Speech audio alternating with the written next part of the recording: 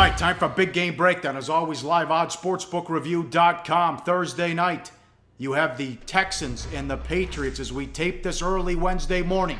Houston won, 40.5 the total. And again, the Patriots haven't signed anybody to back up Brissett, so Edelman's the emergency quarterback. One problem, if he gets in the game, he can't throw the ball to himself, Teddy. Belichick's going to play games with this, too, about will Garoppolo be able to go if something happens with an injury?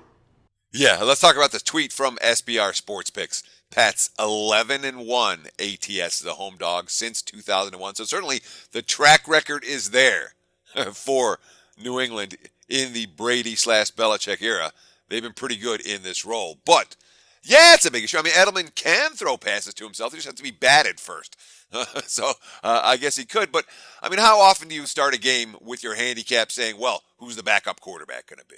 I mean, I'm not overly concerned with the backup situation for New England because guess what? If you're betting the Pats and Brissett gets knocked out of the game, you're probably in bad shape anyway.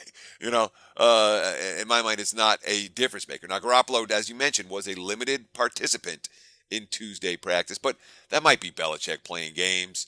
Belichick's been known to do a fair bit of gamesmanship in his day. And, Jacoby Brissett, the markets don't look at Brissett as being a guy who's NFL ready. He has all the physical tools, but a lot of questions as to whether he can call the game and make the reads at the line of scrimmage. And I don't know what's going to happen with Gronk either. He could use Gronk. Now, they went conservative when he came in the game for obvious reasons. One, no snaps. He didn't take any snaps in training camp because you got to get Brady ready and Garoppolo. And number two, they had a 28-point lead against the Dolphins, and LeGarrette Blount was running the ball so well, so there was no need to add any points as well. Yeah, I mean, but you made a key point there. Brissett, 0 snaps, not one snap with the first stringers in training camp because the Patriots were in a unique situation. They had to get 2 quarterbacks ready, neither of which was Brissett. And now you got to come up, you have 3 days to come up with a game plan for a quarterback who didn't play in a pro-style offense in college. Remember, his offensive coordinator from NC State got fired after his senior season. And the thing that makes Brissett so dangerous, at least at the college level, he's a dual threat QB. He can run out of the pocket. He can make plays with his legs. But if he's the only healthy quarterback, you can't use his run dimension that same way because if he gets hurt, the ball game over. And of course, there's one other factor worth noting with Jacoby Brissett. Will he be too distracted by J.J. Watt and company not to see the whole field? That is a nasty defense as far as the Texans. I like Osweiler a lot. He's still learning the offense, but he's got some weapons. Will Fuller's been the real deal. Wide receiver, 5 20-yard-plus catches the first 2 weeks, so the defense can't focus exclusively on Hopkins. But having said that, they haven't been able to get Lamar Miller going, only averaging 3.6 yards per carry with his longest run of 12 yards. Are they a little bit overrated, Teddy, considering they beat the Bears and the Chiefs at home and the Chiefs had injuries? I think they might be. But certainly there's a lot to like about the offense right now with Fuller. I mean, Osweiler, still a young quarterback, making correct reads against the Belichick defense could be an issue.